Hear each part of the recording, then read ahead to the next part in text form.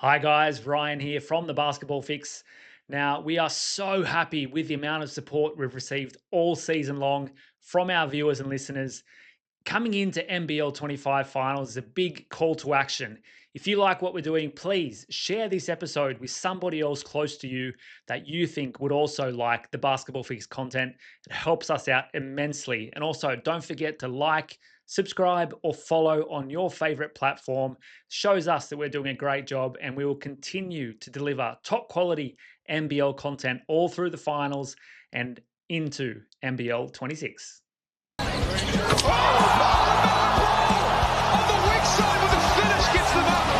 Have they got the match?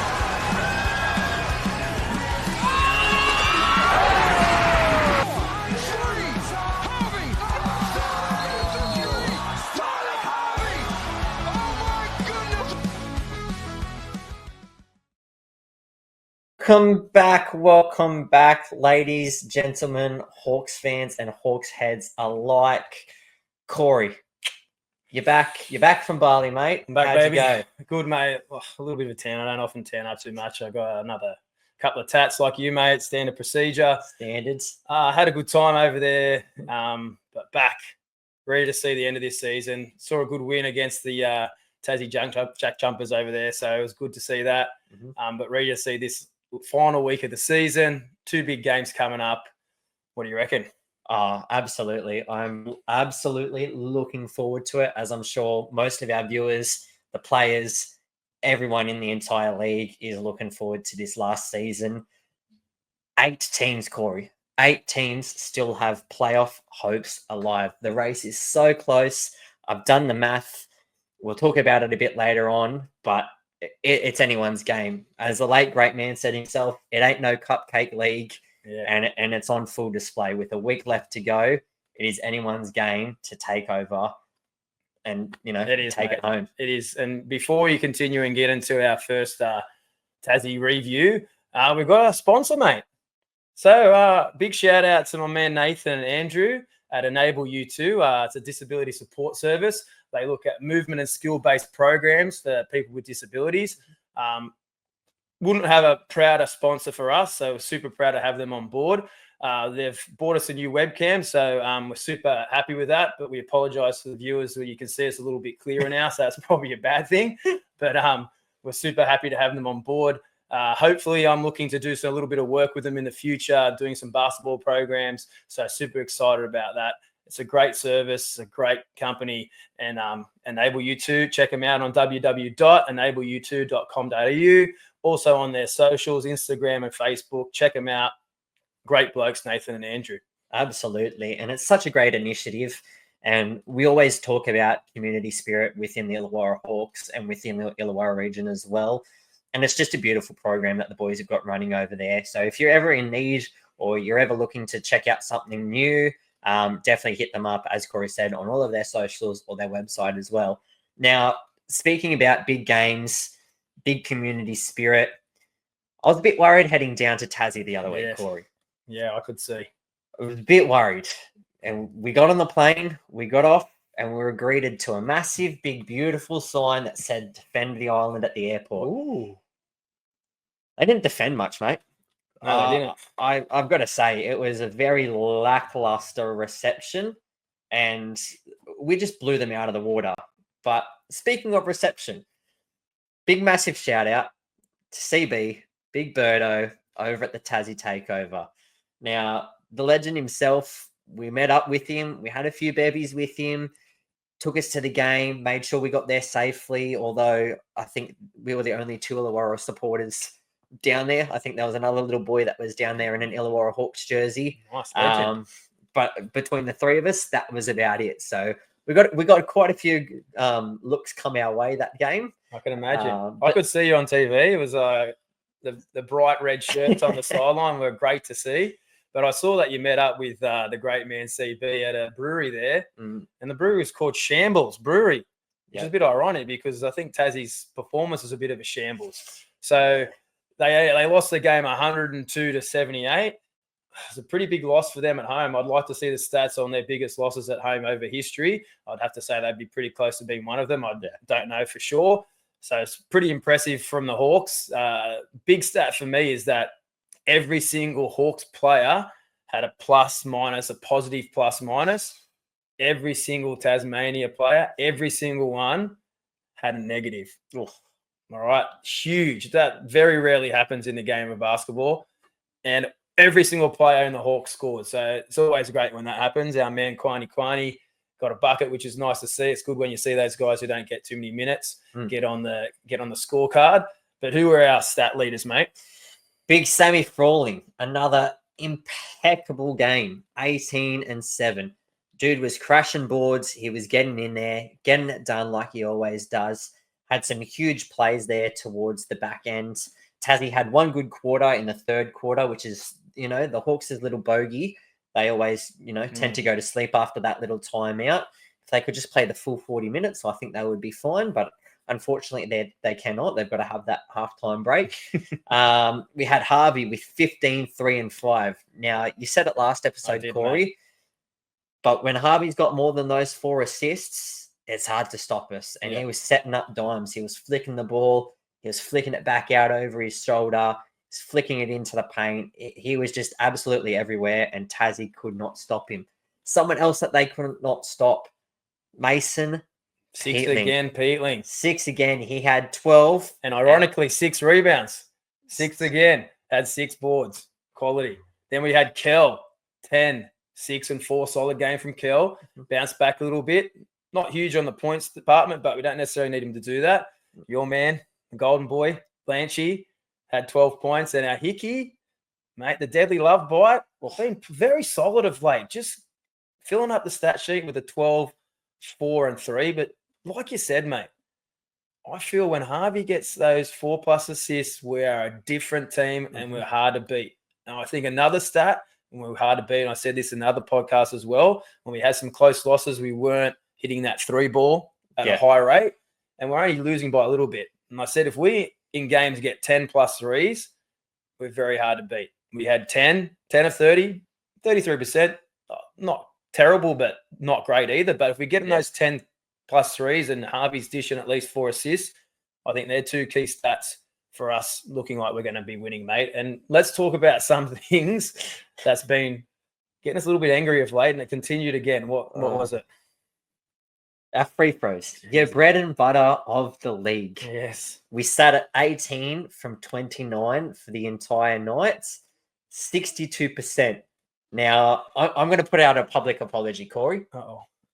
I gave the big man, Milton Doyle, I gave him some lip, all right? And you can actually hear it on the TV. Ooh. And funnily enough, sitting courtside, we were treated with these. Ooh. We brought them home because we couldn't not. Oh, I like so this. We've got our little clappy hands, and Dad and I were just sitting there clapping away. When he was at the line. When he was at the line, we're clapping. But I've screamed out to him. I've just yelled at the top of my lungs, give me my cheeseburgers. I'm hungry for some cheeseburgers. Shoots the first one, goes in, clean.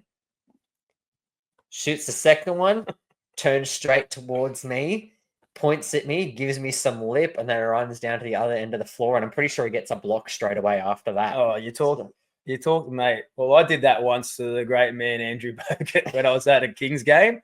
I was sitting courtside and I yelled out to him from Dub City to Brick City as he was shooting some free throws.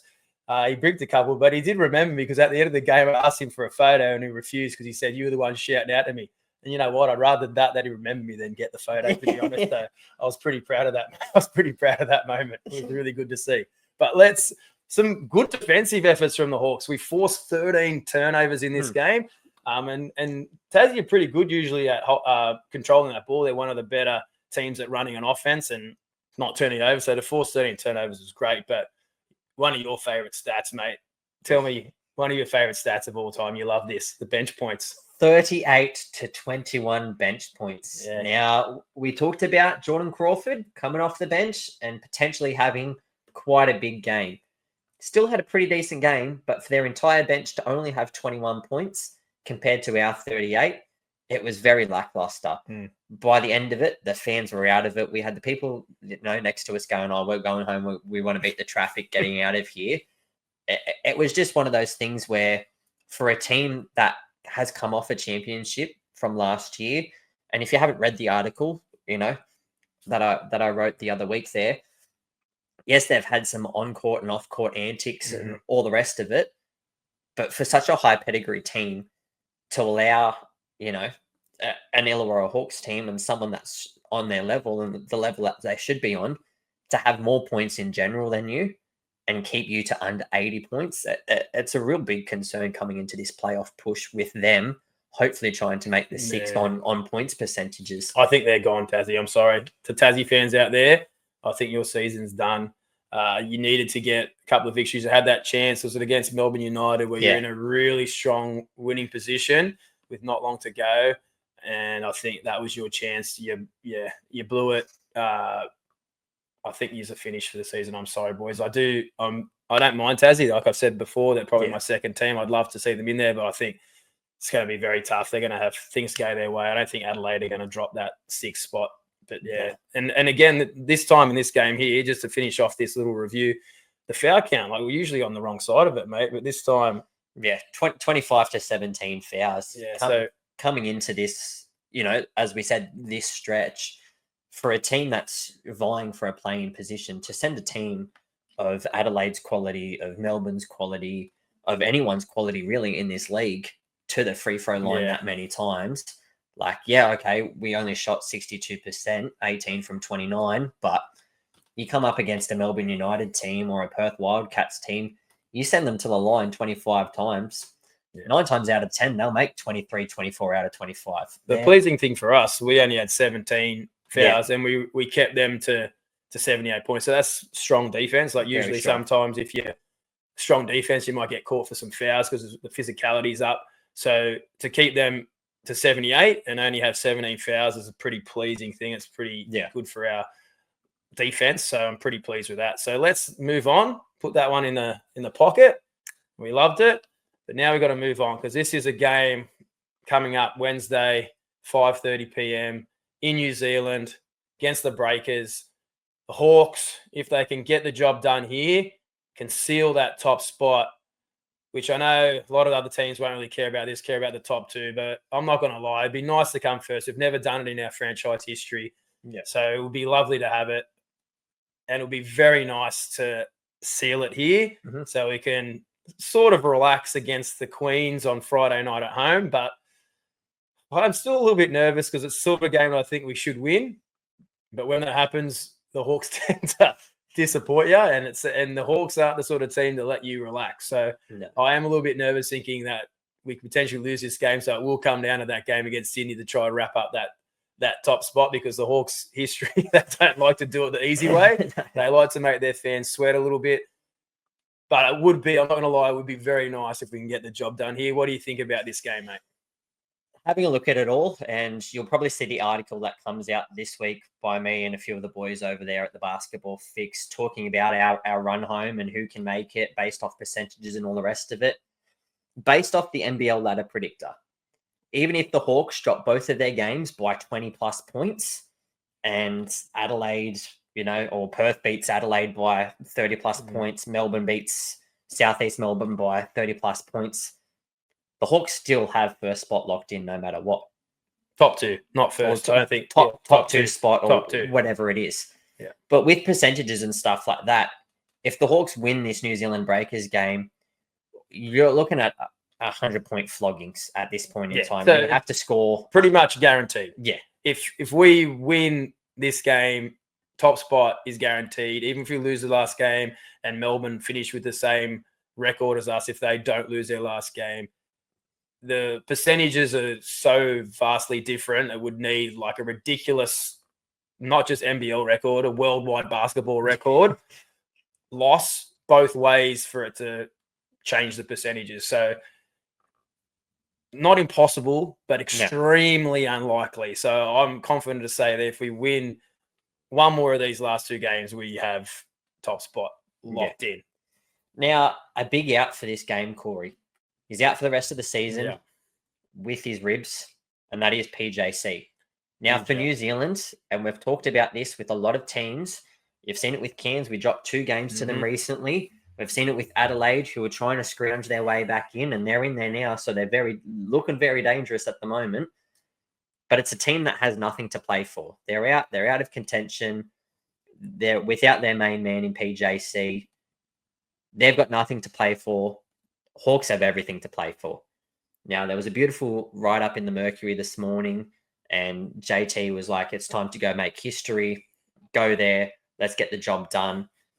One game at a time mentality. It's still one of those things where the other 5 positions in this playoff spot, as we said, can still be up to those 7 teams. And, you might lose one, you may drop one, all the rest of it. It's one of those things where all of these other teams are going to be on the hunt for it. They will, mate. And one thing I'll say across all sports is the last round of any competition is usually the hardest to pick. Yeah. Because every team wants to win their last game, or every team wants to win their last home game to send their home fans away happy for the end of the season, and they feel like they've got something to celebrate when they've finished their season. Yeah. Happens in the NRL. We see it all the time. There's upsets in that last round where a team who's got nothing to play for upsets a team fighting for the 8 or fighting for the top 4. Yeah. You see it all the time. Teams who think, oh, well, this is going to be an easy game, and they don't turn up and the other team turns up. Happens. It just happens all the time. So New Zealand will be up for it. And you say they can ruin it for other teams. And that's what they got to play for. They're trying to ruin other teams' chances or their position on the ladder so they can feel good about themselves. And I understand that. Yeah. So it's a big game still, and the Hawks have to turn up. It's not just going to be a gimme. PJC is a big out for them, but what I've noticed is when PJC doesn't play, Mooney tends to have a lot more usage rate. Sometimes I think he does over dribble a little bit but he can go off. He's an incredible shooter. He's one of those real streaky guys who has the potential to go for 40 points. He has that ability, and it's a concern. It could go either way. He could go off, or he could take too many shots and they could end up getting flogged. But he has that ability. They've also got Tacko Fall, big unit inside. We have handled him quite well so far, but who knows what the refs are going to do with fouling and whatever. They've got big Sam Mal Meninga. He's been on a tear lately, playing really good basketball. Yeah. They've got some guys who can play. So this is not going to be a gimme. The Hawks need to turn up. This has been their biggest thing this year, complacency against teams who are below them on the ladder, especially when those teams have players out. Yeah. It's been a real big concern. So hopefully they can really turn up and put on a good show. Yeah. And someone who you didn't mention there, Corey, and we didn't write it down in our notes before, but Kareem Lopez. Yeah. Now, this kid's going to want to declare for the NBA draft, and, he's been an absolute breakout this season. I'm expecting him to have quite a few big games this week, and I think they've got 2 left this week, or if not, it's just the one against us. But he's been playing some very damn good basketball, and he's going to want to booster that draft stock up. True, and he might get some extra minutes in this game to have the chance to do that. And if he wants to put on a show, who knows what could happen, because, the kid can absolutely play. I'm not sure. Is he going to declare for this draft, or have they got him for a 2-year thing? I'm a little bit unsure about him, but he may be there for a 2-year deal. I'm not too sure, but he is still, either way, is going to want to put on a show. And if this is a game where he potentially gets big minutes, we've seen what happens before. If a next star just has one big breakout game, it can change their whole life. Yeah. It happened with LaMelo Ball. He had 2 breakout games where he went for triple doubles, so that was enough. They put him on ice and said, mate, and he went like top 3 in the draft, and the rest is history. We'll see what he's doing in the league now. So that's all it takes. So he's great call. He's another guy who could be super dangerous in this game. Yeah. And speaking of next stars, Corey, we've had an interview recently with Hawks legend Damon Lowry. Now, if you guys have got a chance to go and check it out, if you haven't already, give it a watch. It's an absolute great listen. Yeah. And he talked about it. He talked about this next stars idea of having a next stars draft or whatever else they have in there. But for these next stars that step up, for someone like Rocco Zikarsky, which was their example, if you get drafted, do you stay or do you declare for the draft and you go over there? Or do you stay here and you work on your craft and boost it more for the next rounds? And his response to that was, well, if you've got a guaranteed 3-year, $12 million contract, you bloody hell don't say no to that. No, and I think for someone like Kareem, I don't think the kid's going to say no. If he's got the chance to go to the draft, get drafted, do what Travers did and get dropped to the G League or get to come back, and they've got his draft rights and he can go back at any time, I think he'll do that. So yeah, I'm just not sure about his eligibility. I'm not too sure about his age. I know that the NBA draft, you have to be a certain age to be eligible. Yep. I'm not too sure about his age. That's the only query I'd have on it. Yeah. But moving forward in this game, all right, we've got our little multi. We missed it last episode, and I'm desperate to get one here. So this week, the multi for New Zealand, I'm going over 190.5 points. The Hawks have been racking up some scores, and I think New Zealand are going to play pretty freely. So I think they should cover the 190 pretty comfortably. Yeah. I'm going our man, Sam Mal, Smell Your Finger Meninga.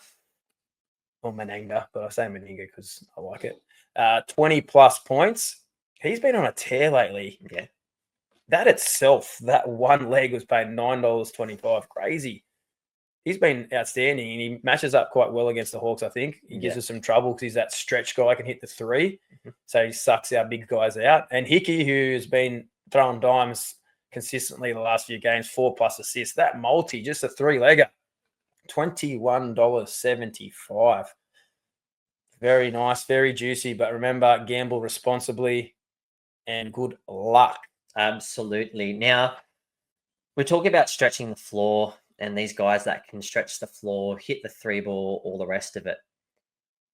Someone who we don't give enough credit for, and we gave him some props before, Corey, but Tyler Harvey.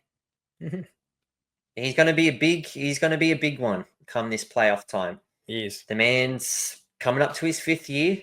He's coming up on a naturalised Australian position. Is it one of those things where the dude starts to ball out, he takes us to that next level? Dare forbid I say the C word and say... Don't say it. The coveted thing that we all can't say at the moment. Don't say it. But if we get there and we climb that mountain and we reach it, he's that man to take us over the top. Can you see him getting naturalised? Can you see him getting an Australian spot? Him becoming a permanent Australian? All the rest of it? Because his game is just absolutely beautiful. He's fitted perfectly into this lineup. I think arguably this has been his best season as a Hawk. I know there's probably a lot of Hawks fans over the last couple of seasons thinking, like, should we let him go? It's been a great decision to keep him on. Obviously, the reason to keep him on, big one would have been the fact that he's big chance to become naturalised. That's my understanding. Yeah. I think we've got him a multi-year deal. So it's going to be great for the Hawks moving forward. Just allows us to have some flexibility. Big thing in the news last week to sort of coincides with that is that Froling's off contract. Yeah. Big Sammy, Limp Biscuit, keep Froling. And that's a little bit concerned because genuine bigs, Aussie local bigs, hard to find in the NBL, the ones who can contribute like Sam can. So he's going to be very, very sought after on the NBL market across all teams. I saw an article where Sydney look like they're super keen, Standard Sydney trying to steal our players. And obviously if Gorge is there again, he's had a connection with Sam when he coached us. And I know that Sam enjoyed being coached by him and developed his game under there, especially his inside game quite well. So that is a little bit of concern, but we want him to stay. Like, I'm desperate for Sam to stay. So big fella and the Hawks, let's get this done. So there's rumours that the Hawks lowballed you. Just don't make any hasty decisions. No. I guess the thing that with that citizenship stuff with Tyler Harvey, that is in our favour is that if we unfortunately do lose Sam, which no one wants to have happen, we would have flexibility in another import position where we could look to get a big. Because like I said, there's not many local bigs available. But I prefer, I think, an NBL lineup. The best NBL lineups are the ones that do have a dominant Aussie big over an import big. My opinion on import bigs are if you're good enough and you're big, you should be in the NBA. There's lots of guards out there who are very, very talented, but maybe just too small or not athletic enough for the NBA. The NBA is all about big athletic bodies. So guys like Bryce Cutton, Kendrick Davis, PJC, they're just too small for the NBA. They just can't guard anyone. So it's difficult for them to play in the NBA, but they're super talented. So they're going to do really well in any league around the world. It's just the NBA is not suited to them. So bigs, though, I think the bigs who come to the NBL have some sort of deficit in their game. they might be good at one particular thing, but may not have many other things to their bow. Yeah. And that what worries me. I'd rather have an Aussie big. So Sam, please stay. Please stay. Just keep rolling. Now, speaking of the Sydney Kings, Corey. The Queens. Sydney Queens. Final home game of the season. Final game of the season for us. Absolutely everything on the line.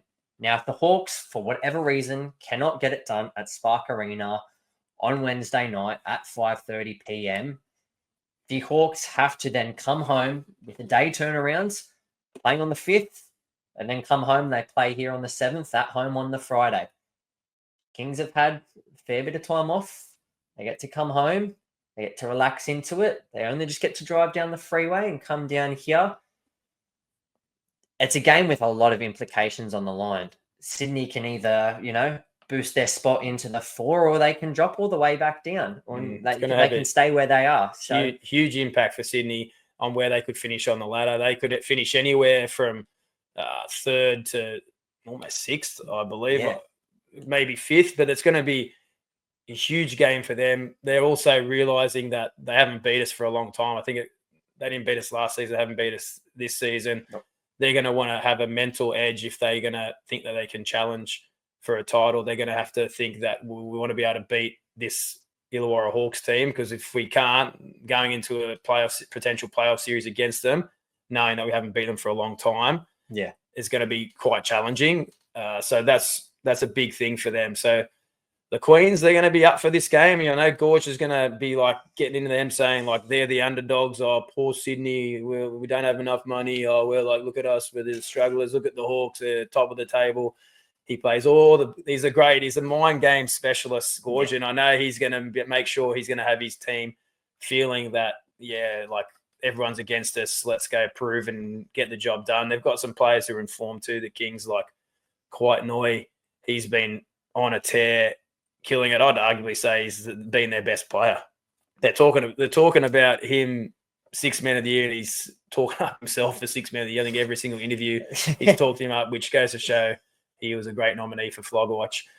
You don't start talking yourself up for awards. You just take an award if you get given it to you. Yeah, don't start talking about it. That's a number one flog. Yeah, so, but can't question his ability on the court. He's been outstanding, and he's, like I said, I think he has been their best player. And I know that sounds crazy when you've got players like Xavier Cooks and Adams. He's been sensational. Yeah. Sensational. Speaking of headaches, now we have the FIBA break. Now, last year it came at a perfect time. The final rounds finished on the 18th of February last year. We had the break straight after that, and it was from the 19th into the 27th. We then had the play-in games and the seeding qualifiers on the 28th, the finals all the way into March. I think our home game with Melbourne United in that final series, that was on the 10th of March from memory. This year falls a bit differently. Last game of the round is the Saturday, which I believe is the 8th. Yep. FIBA break is the 19th to the 25th. Now, that's a lot of time in between for the play-ins and the playoffs to not even start until after that. That gives teams that secure their spot, like the Hawks, like Melbourne, 2.5 weeks of rest to then even play another game again. It's crazy, mate. I have to say, I think it's quite poor scheduling. I'm assuming, we don't know yet, we try to do some research. I'm assuming that when the season finishes on the 8th of Feb, the play-in games will occur in the next week, and they'll probably have maybe the 2 games on the same night, potentially, like different times, and then allow both teams to have the same amount of rest going into the next game, which will be the next eliminator to decide who gets to play the first team in the first of the 4th semi-finals. Yeah. But then teams are going to have to be on ice for another week, and that means the teams become first and second have already been on ice for 2.5 weeks. It's a massive momentum killer. The only positive I can see of this for our Hawks is that it gives Darius Days a little bit more time to recover from that hamstring injury. It's crazy scheduling. I just don't understand it.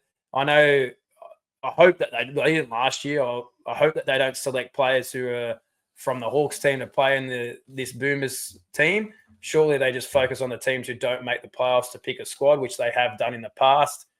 Yeah. Or look at giving guys who are in the playoffs who are development players a chance to play. So they've done that in the past as well. It may not be seeing too much court time in the playoffs, but still a big risk. Like, I just think it's crazy. And it is a little bit of a concern, mate. It is. So, yeah. I hope that it doesn't really affect us. But I guess one thing is that all teams are going to have at least a decent amount of break. Hopefully the Hawks have put this into their planning and can have some like scrimmages and maybe get a team over and have an in-house game or something to keep their fitness up and game fitness up, because that's going to be really important. Because coming in, if you're going to have that in the semi-final, you're going to have the first game at home. And if you're not on or not switched on and you start that game poorly, all of a sudden you could be down 1-0 in that series and then the second game's away from home. Yeah. And then you could be gone. Yeah. In 2 games. 2 games, you're out. Yeah. So it's scary that that's the case. So hopefully they can get the job done.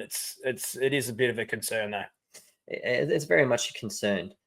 Now, speaking of concerns, this New Zealand game. Yeah.